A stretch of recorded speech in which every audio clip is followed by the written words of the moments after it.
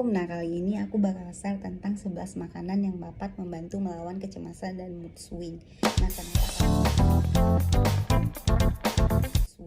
Nah, kenapa kali ini aku bahas seperti ini? Biasanya kan aku bahas nih tentang pola diet untuk menurunkan berat badan. Nah, sekarang banyak yang mengalami kok berat badannya nggak turun gitu ya. Nah, ada juga yang dia lagi mengalami sakit, tetapi proses pemulihan yang cukup lumayan lama sehingga nanti kembali lagi dengan sakit yang sama, kembali lagi dengan problem yang sama. Nah, di sana aku meringkis ternyata pola makan, apa yang kita makan itu berpengaruh kepada kesehatan dan diet yang kita lakukan.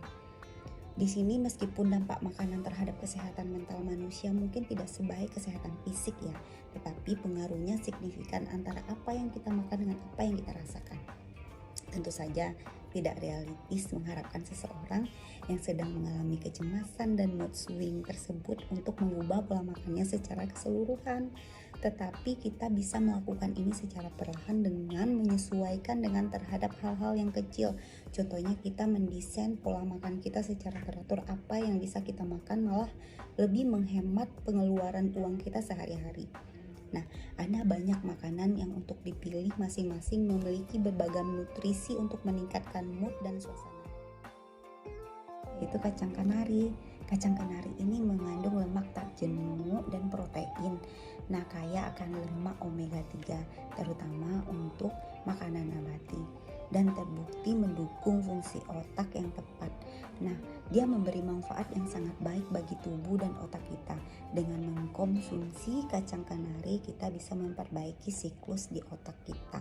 Nah, perbanyaklah mengkonsumsi kacang kanari daripada kita ngemil-ngemil makanan-makanan yang berlemak, makanan-makanan yang mengandung minyak yang terlalu banyak. Nah, lebih baik kita mengkonsumsi kacang kanari. Sayuran hijau, dimana semuanya pasti tahu sayuran hijau ini mempunyai kandungan antioksidan dan antiinflamasi alami yang dapat membantu proses kerja otak tadi, karena di dalamnya itu terdapat vitamin dan mineral yang sangat berpengaruh terhadap otak kita. Nah, selain itu juga dia bisa dapat menguatkan tubuh kita, menjadikan imun kita lebih baik sehingga peradangan di otak tadi semakin berkurang sehingga kita tidak sering mengalami migrain. Nah, terpenuhi kebutuhan usus tadi yang bagus sehingga menjadikan pola pikir kita semakin baik sehingga mengurangi rasa cemas dan mood yang kurang baik. Nah, yang kelima itu apel. Ada pepatah yang mengatakan memakan apel 1 setiap hari bisa menurunkan tingkat kecemasan. Nah, tidak hanya baik untuk otak, tetapi apel ini juga kaya serat larut yang dapat membantu menjaga kadar gula darah. Apabila kadar gula darah kita normal, maka bisa menstabilkan suasana hati tadi. Nah, jadi itu saling berpengaruh. Nah, sebaiknya kita konsumsi apel 1 setiap hari. Nah, yang keenam itu adalah kacang polong. Kacang yang banyak serat dan mengandung banyak vitamin B dan mampu meningkatkan kadar neurotransmitter yang berfungsi untuk mengatur mood. Selain itu, mereka merupakan bagian penting dari proses pensignalan saraf yang membantu komunikasi antara sel-sel darah. Nah, yang ketujuh itu buah beri. Kenapa aku memilih buah beri?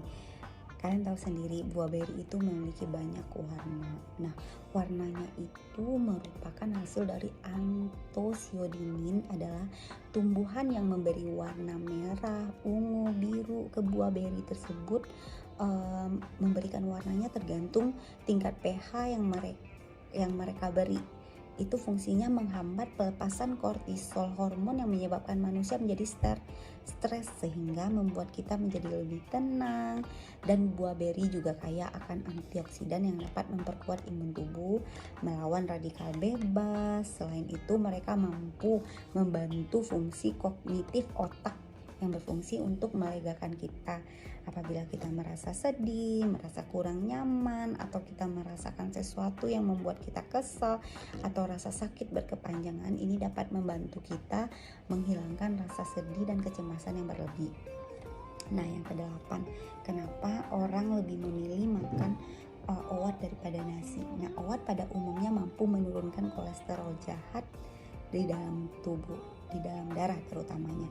Nah, banyak manfaat lain dari oat. Contoh kecilnya aja, dia memiliki kadar indeks glikemik yang rendah.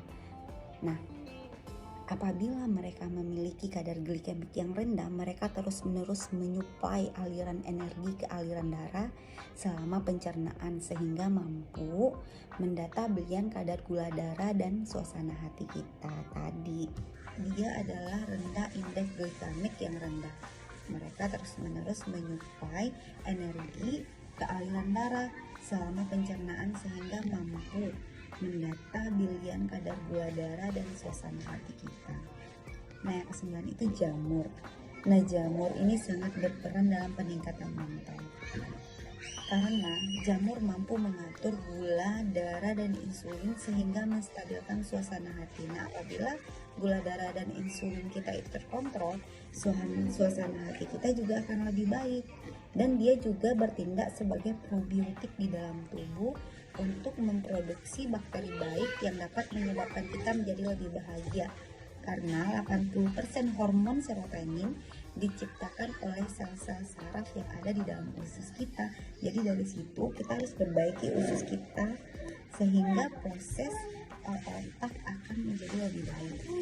Nah, yang ke-10 itu ada alpukat. Kalian tahu sendiri alpukat itu kaya akan lemak baik dan omega, dimana lemaknya ini dapat membantu proses dalam menjaga fungsi otak.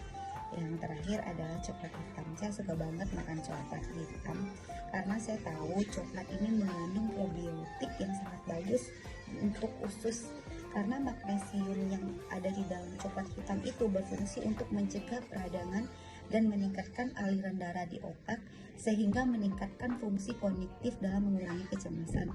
Nah, dari situ kita udah tahu sedikit banyaknya apabila kita menjaga dan sedikit banyaknya memilih makanan untuk otak kita. Jadi dalam proses diet, dalam proses penyembuhan sakit akan lebih membantu apabila kita memilih makanan yang aku sebutin tadi. Sehingga, nah kan ada orang nih, aku udah diet kok gak kurus-kurus sih. Ternyata di dalam dirinya tingkat kecemasan, tingkat mood swing-nya itu sangat tinggi. Makanya dari situ proses dietnya tidak berjalan dengan baik. Apabila dia udah minum obat diet, dia udah berbagai cara, tetapi kok masih gendut. Nah, berarti kita harus memperhatikan pola pikir dan bagaimana sih gitu kan mood kita sehari-hari, kecemasan kita. Nah, itu sangat berpengaruh di dalam proses penurunan berat badan tadi. Begitu juga dalam proses penyembuhan. Nah, kalian udah berobat nih kemana-mana, kesini. Apabila rasa cemas dan rasa takut selalu menghantui kita, dimana rasa takut itu bisa kita kurangi dengan cara memilih pola makan yang benar.